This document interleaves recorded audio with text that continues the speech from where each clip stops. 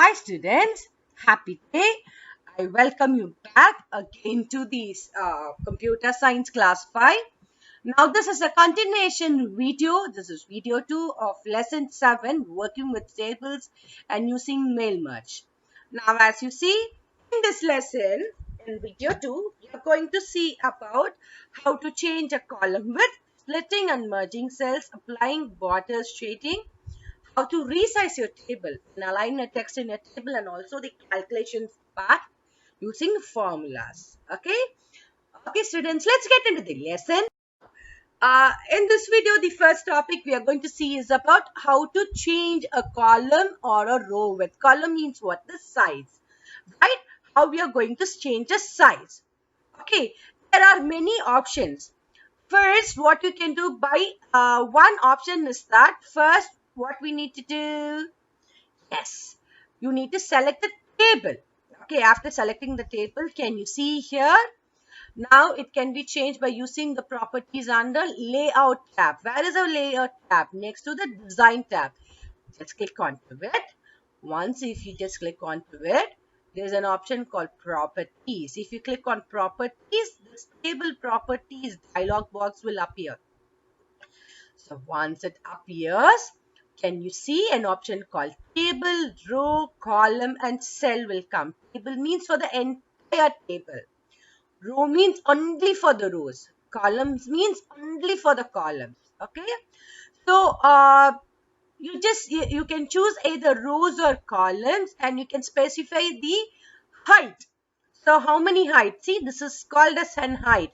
You want this longer or still shorter or longer. You can choose the size, whatever you want, and then you can just click on OK, and it will go. It will ask you the previous row, the next row. If you wanted, to allow it across the table, you can just choose it and click OK, and it will come. Similarly, for the column also, if you click onto the columns, the same options will come. You can specify the column height and whatever the height you wanted to. And if you just click on OK, the changes will appear on your table. Splitting and merging.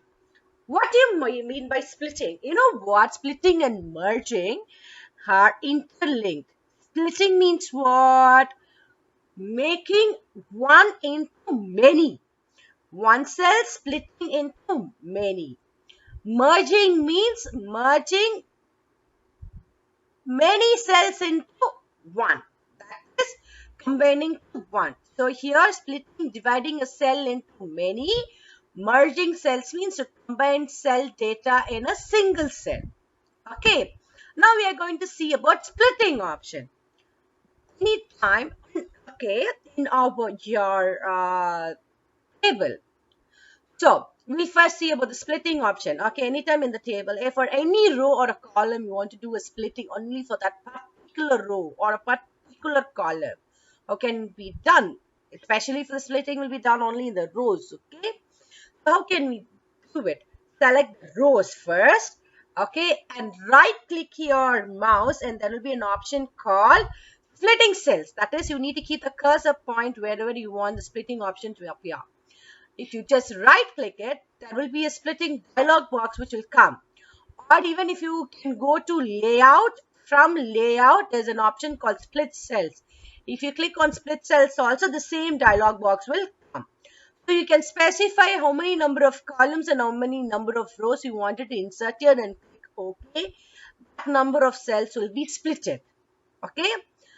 And so the single cell will become into many cells of rows or the columns. Okay. Now merging cells again. In merging cells, now if you see here, first you need to choose the n number of rows or column you wanted to merge. So for rows and columns, you need to do separately. Row separate and then column separate. Okay. So I'm choosing this name English Hindi total. I wanted to merge into one. After selecting it, either what you can do, you can either go to the layout tab and there's an option called merge cells. You can click onto it, or you also have an option after selecting it, right click it, there will be an option called merge cell, and if you click on OK, 1, 2, 3, 4, so it will merge into 1. See, can you see here? This is the result here. See, all the cells have been got merged into 1. Okay, splitting means what? Dividing a cell into many. Merging means combining a cell data in a single cell. Next, we have applying borders and shading. I taught you how to apply a border to your page. Now we are going to apply a borders to your table. How we can do it? Yes, first thing you need to select your table. After that, where you need to go. There are n varieties of borders and shadings available to your table where it is, and you can also add a color also. You need to go to the design, and there's an option called table styles, and there's an option called line styles or a width here. Okay, if you click onto it, there are lots of the options will come and you can choose it. Now, now in this design, okay, now here next to it, can you see an option called borders? Okay, if you click onto a borders, this is the borders which will appear. Like whether you wanted to put a border, all borders. That is, you want all your tables to have for the entire table borders, or only outside, or only inside, or horizontal only on the row side, or on the column side, the vertical. So whichever the style you want, you can choose it. And there's also an option for the design to your borders also. Now if you come here, say next to your borders, now can you see your width here? You can choose your borders on the styles also, whatever you want to.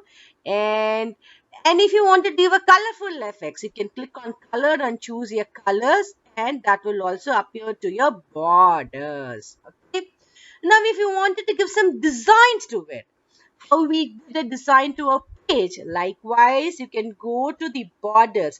Now page border is for the entire page. Now we are choosing the borders for your table. You have to click to the borders, and as I taught you earlier in the page border, similarly the same options will appear. You can choose the different styles here, and you can see the effects, that is the preview show here. In the same way also colors and the points also which will appear, and you can select whatever you want to and apply. There's an option apply to, and you can see a table or a column, whatever it is. If you click on the drop down option, you will have it. You can choose an option table and choose your color and click on OK, and the effect will come. Okay, your table. Now shading. Borders is for the outside. Shading is for the inside part. Same step. Going to design and you're going to shading, and can you see here a shading? So inside color, whatever the colors you want, you can choose them and pick the desired color. You can see the shading here. So can you all tell me what is the shading inside? Yes, it is the color of the blue color. Very good. That's what it is there inside. Now we'll go to the next one. Sizing. How do we give a sizing to it, right? So sizing means resizing of tables can be done in two ways, using the end handle or using an auto fit option. That is, end handle is like either by selecting it and making your rows column increasing or decreasing, making shorter or bigger. Okay, or there's one more option called layout. Layout is the one which gives you an option of how you want it, or table. Okay, now after you go on to a layout table, there's an option called auto fit. If you click onto an auto fit, there are three options. How many options? Three. One, two, three. Okay, what is the first option? One is auto fit to contents, auto fit to windows, and fixed column width. So what is auto fit to the contents? Auto fit to the contents, it adjusts the columns with according to the text which is entered. According to the text entered, auto fit will, can you see in English or Hindi, according to the content it has been done. And auto fit to in window. This adjusts the table according to the margin set on the window. See, these are the margins according to it. Okay. Fixed column width means the column gets fixed and the text is wrapped to the same cell. So now if you have, like after the name, if you have name of the student, if we give, in case if the student is, the line is not able to fit it in the straight, what will happen? It will automatically go down. It's called as a fixed column width. Okay. The next part is that we are going text. Okay. What is aligning? Yes, it refers to the portion of a text. Yes. So what we have seen, left, right, center and justified alignment, right, in our text. How to do it? Now this is for the table. By default, the text is aligned to the top cells. Okay. Now there are 9 alignment buttons in the alignment group of the layout tab. This is for your table. Okay, inside the table. So if you go to the layout tab, first what we need to do, you need to select the table or select any kind of a cells. And now if you see, this is making your cell left up, left, say a top center and top right. Okay, now this is the centered one. So making your table's text appear in the center of the center position of left side, center position, center position to on the right side, all in the center. Now this is the down one. Okay, now the down, the position of the text lining to the right and to the left and in the center. This is how you can align your text in your table. The same way how we did for the text. The last important part, calculations. So calculation is the toughest part, right? You know, calculating like one in the mind for the additions and all, right? If there's any formulas, we can just find out. It will be easy and helpful for us arithmetic, right? So you don't have to go to the calculator. There's a certain option which you can automatically fit into it. Shall we see that magic? So calculations can be performed on the numeric data in a table. It can be done using a formula button available in the data group. Now, where is it? It's in the layout. Okay. So, now in MS Word, it calculates the sum of values in the cells and the columns on the rows. So, sum means what? Addition. Always, you know. Difference means minus. Yes, product means multiplication. Yes, how can we done? It can be done by your formulas. Okay. First, before choosing anything, what we need to do, wherever you want the result, first you need to keep your cell there. Okay. Then go to formulas. If you click onto a formula, there is a formula dialog box which will appear. Default, the formula will say sum only. Okay, sum means addition. Now, can you see left?